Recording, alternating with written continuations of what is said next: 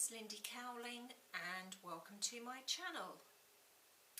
My website is www.lindycowling.co.uk and my email is info@lindycowling.co.uk.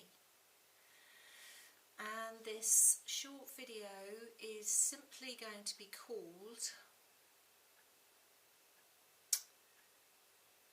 The Field of Dreams. Now, I was inspired to call it this, not just in relation to the old Kevin Costner movie by the same name, but I actually visited somewhere last week, actually a donkey sanctuary in the west of England, and this had swum around as an idea in my mind for quite a long time. Field of Dreams, I need to bring one out called Film of Dreams. And then, lo and behold, I had to decide which way to walk, left or right. Decided to walk right.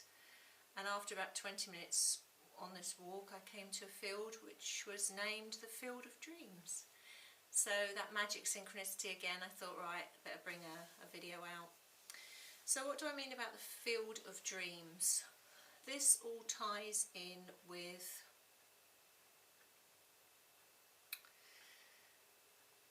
a state of consciousness that is interwoven with all part of the unified field. So within, you can get to a certain state of consciousness where you have the realizations, the aha moments that you are entering almost like a ballpark of creation. And this is what the Field of Dreams is. It's what some people call that collective consciousness, what some people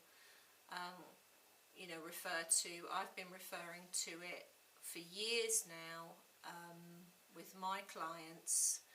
When I'm doing readings, I say, well, my word for it is a pot of potentiality, or I say, it's swimming around the soup of potentiality, that pot of potentiality. So let me explain what I mean.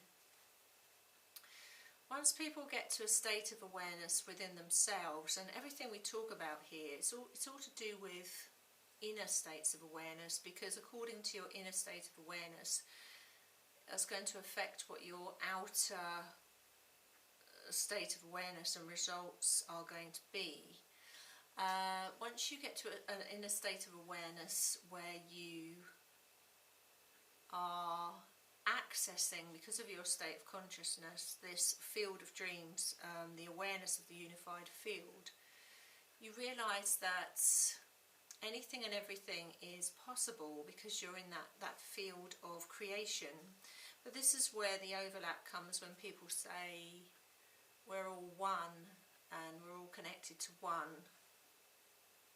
Really, an explanation, or my explanation of that term, would be everybody, once they get to a state of awareness, of realisation, are all able to tap into in the awareness that they can all access and be part of that soup, that pot, that potential, that creation, that creativity, and that is all one vast, infinite consciousness that anyone and everyone can access. And there is this connection to all within that. And I feel that's where, when people refer to we are all one, what they're saying is we're not actually all one, we're not actually all one soul, but we can get to a state of consciousness, that awareness. Let me explain. The states are already there, but we get to a state within us where we realise we can access them. Sometimes it's for a series of changes, codes, activations. There are numerous routes, spiritual evolution, you know, to get there. But once you access that soup, that, my words for it was that pot of potentiality, you realise that you are in the energy of creation. And so concepts, thoughts, ideas, you are able to access them and create from them at a whole different level to what you were before you had that awareness. And that awareness is it's kind of everything. It's kind of everything. It is that pure, really, that state of consciousness that I'm talking about. The field of dreams is an actual pure state of consciousness. It's like giving somebody completely transparent, clear, like clay or plasticine, and it's completely transparent or clear, like well, in a way, almost like a bubble, one of those children's bubbles. We could put it that way. I could put it that way. And they're able to create from that because it's just pure consciousness. It has no attachment to it, no karma on it, no baggage on it. It's just pure state of creation consciousness.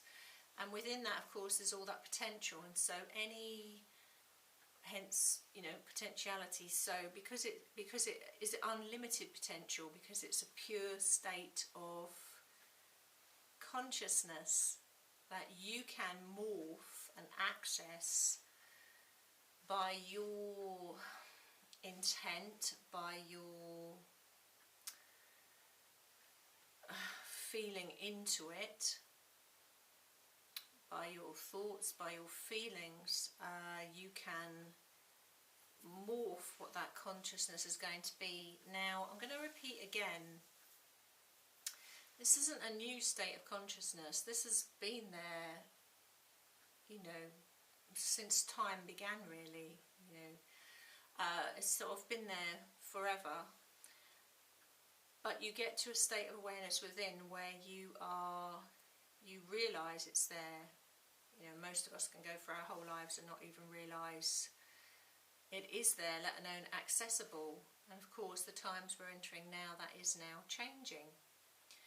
And when you know it is there, then you can do something with it. You can literally make your dreams or create your dreams into a reality by forming it in this way. This in some ways ties into, it reminds me when I'm talking about this, it's reminded me of Masaru Emoto. He was a guy, he's no longer with us, he's passed away, but I think somebody else carried on with his work.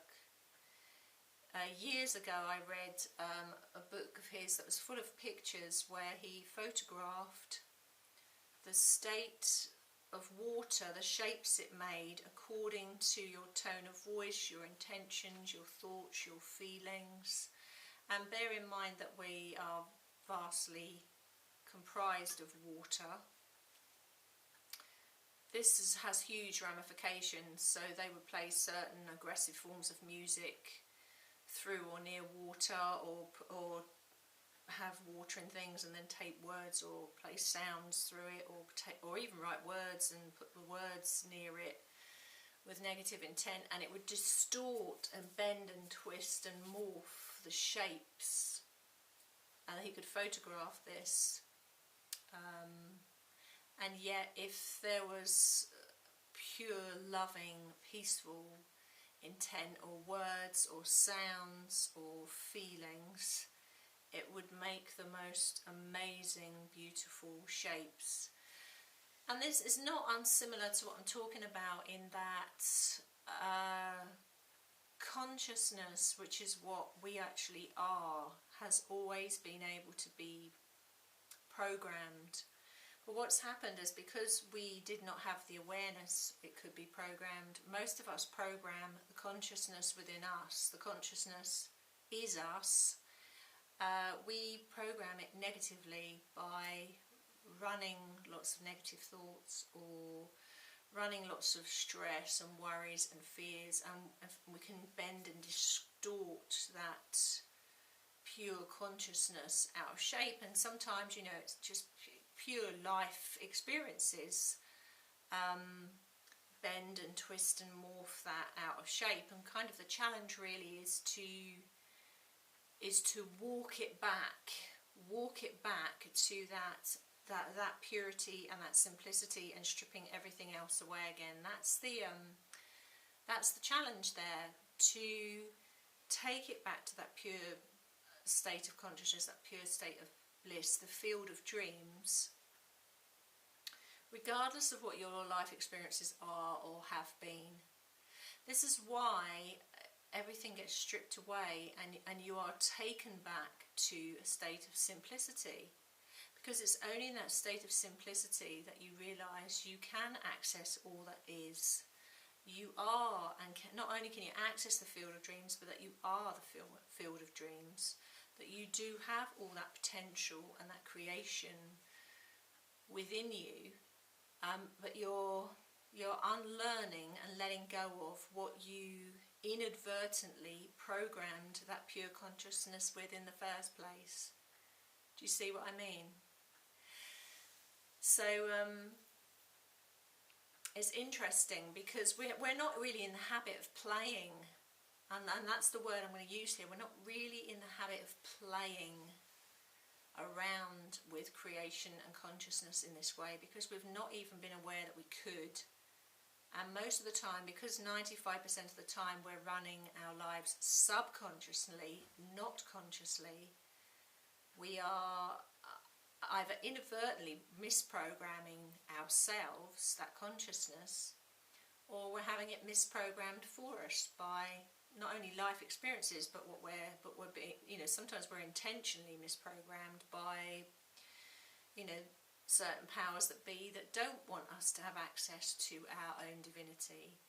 So it's only when you have that awareness that you begin to unlearn, in a way, everything that you knew, and to simplify not only your life, but simplify, I can't even say it, look, I'm so simple, I can't say simplify. Simplify those thought processes, those mind processes, and kind of just walk it back to that pure state again, that pure bubble, that transparent clay, that transparent material that you can form with, and make your field of dreams a reality, you know, within that unified consciousness, within that unified field. And on that note, I'm going to love you and leave you. Thank you for watching. Thank you for resonating, and I will see you again soon. Bye bye.